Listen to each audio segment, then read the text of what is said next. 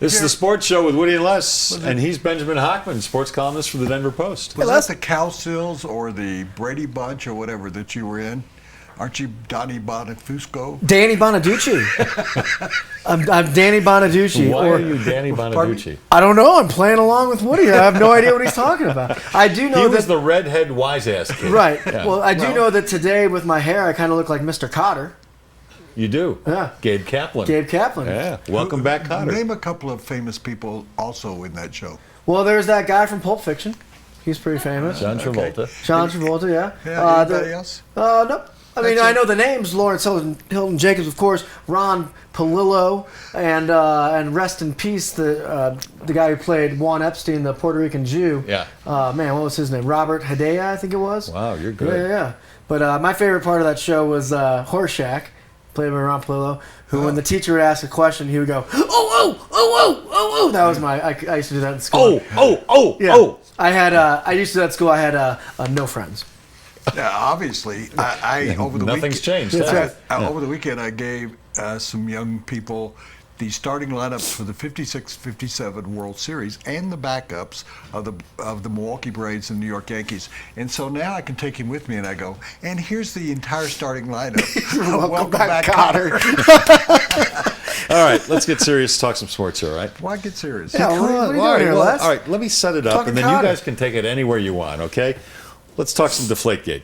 Tom Brady's agent says the NFL was determined to blame Brady for Deflategate, but the investigating committee omitted key facts and buried others. Don Yee called the Wells report a significant and terrible disappointment. He also said the Wells firm, which did the investigation, makes a lot of money from the NFL and put out a report that benefits the league. And here's more from Don Yee, Tom Brady's agent. One item alone taints this entire report. What does it say about the league office's protocols and ethics when it allows one team to tip it off, that would be the Colts, to an issue prior to a championship game, and no league officials or game officials notified the Patriots of the same issue prior to the game?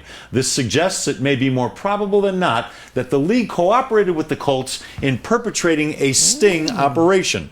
Hold on one second. Tom Brady's dad called it Framegate. He doesn't have any doubt about his son's integrity. Of course, he's his dad. Quote, this thing is so convoluted, they say that possibly, he was aware of this. If you can't prove he did it, then he's innocent and lay off him. And Robert Kraft, the owner of the Patriots, says the findings do not include any incontrovertible or hard evidence of deliberate deflation of footballs. The conclusion they've come to is incomprehensible to me. So a lot of people coming out in defense of Tom Brady. The one person we haven't heard from yet is Tom Brady. Well, we did hear from him last when he spoke to the media when this first happened, and he was asked, did he cheat? He said, I don't believe so. Well, apparently he did. He was involved with some cheating. He also said in that press conference, I don't know anything about anything. Right. Right. And he has since said, which he's told the investigators, I don't know those people, don't know the guy's name, never met him, don't know anything about it. Yeah, how do you not know? You've been there forever. So's the other guy. How do you not know the locker room attendant? Yeah, but when you're texting him, calling him, right. 3 times right. the next day would be my other reaction to that. That here's the point I want to make to you guys, because I've been studying this, because John Yee, said that there was so much information in the footnotes. Now, I had read the thing sort of through it. We've got the highlights. I went through the whole thing this morning. I spent an hour and a half going through it and looking at all the footnotes. The footnotes are just explanations of what's in there. Okay. And in the footnote once, it says, this was not a sting operation. There was no effort to be a sting operation. Well, he calls it a sting operation. Right. Where did he get that term from the investigators? Yeah. And this has nothing. I'm going to step aside for a moment. If we can have a timeout. Nothing.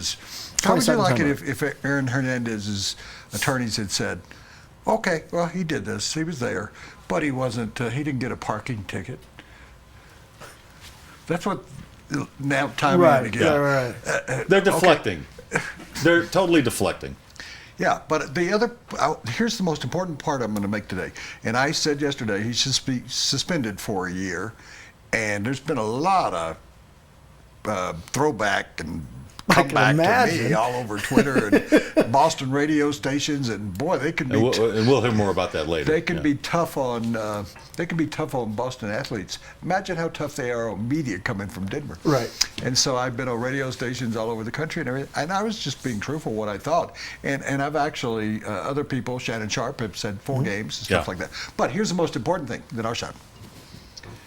The investigators in the Wells report kept saying, or those who wrote it's more than probable. Didn't you read that a bunch of times? Yes. More than probable.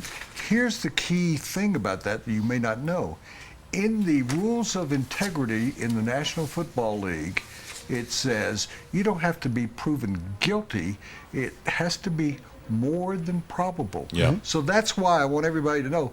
That's why they kept using the words, because that basically is all the NFL requires to be able to take action against you. Well, more than probable. the Wells report said Brady was at least generally aware of plans to doctor the footballs to his liking. They found it implausible that someone would deflate game balls without Brady's knowledge and approval. Oh, and by the way, But they're if you texting go about more it. than probable. Yeah. Yeah, more than through there. probable. And Bill Polian was quoted in the AP story that we ran on the front of the Denver Post today. He said the same thing Woody did, that for years, that's what they went by, is more than probable. Well, guess what? More than probable in this scenario right now. In a court of law involving a case, you must prove beyond a shadow of doubt. But in the Aaron Hernandez case, it was all circumstantial evidence. In a civil case, all you have to prove is more than probable. Right. And so if this is compared to a civil case, it's more than probable. If it's compared to another case involving a Patriots player, circumstantial evidence. Right. So. First segment brought to you by Harmony Foundation. Harmony is Colorado's premier treatment program for drug and alcohol addiction. It's located just outside of Estes Park on a very nice, very private 45-acre mountain campus. It is insurance friendly. So if you want more information, visit harmonyfoundationinc.com. To review the question, Yeah. What you got? I am on the record as saying a season, and Ah, I've said a it on long Around the time, Horn Woody. today. Around the Horn brought it up. I didn't bring it up because they saw what we said in the show yesterday. You kind of bounced around a little bit yesterday. You weren't specific. You've had 24 hours to think about it. You've had 24 hours and most of your life to think about it. I want to know specifically from you, Benjamin Hochman, followed by Les Shapiro, should he be suspended? Should he be fined? If he were to be suspended, how many games? In all seriousness, because it's easy to make jokes, they say like, oh, you can't have Uggs for a year or something like that. I say suspended for 5 games with the opportunity to appeal and make it so he misses 3 games. 3 games as a punishment, including the first game of the season, of course, national TV against the Steelers. So suspend him for 5, appeal it, he'll get to 3. I think the NFL has been painted into a corner here. I think they've had to deal with many, many very serious indiscretions over the last couple of years. Goodell has been criticized for not handling those indiscretions well. I think in the last few punishments meted out to players and coaches and executives, they've gone a little bit overboard because of that criticism, and I think they have a real problem on their hands.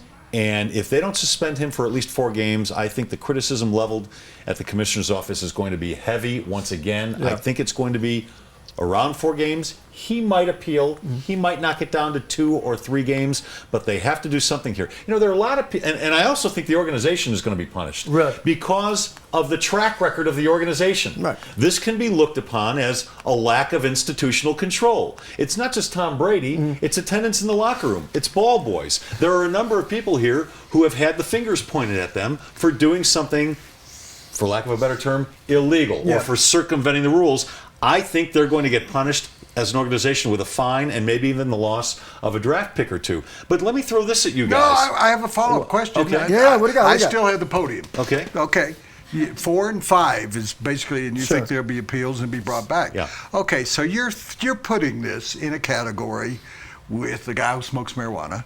You're putting this in a category of a general manager who texts the sidelines every once in a while. You think this falls into that category based on what you've said. It's a great question. Rather than Cheating. in a game that will lead to the Super Bowl. Well, all right, let me ask you this. Don't ask me He this. asked us that. Answer my question. Okay. I'll answer your question. You make great points.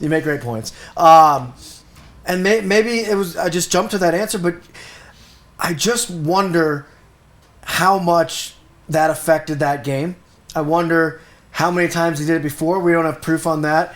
And Oh, yeah, we do.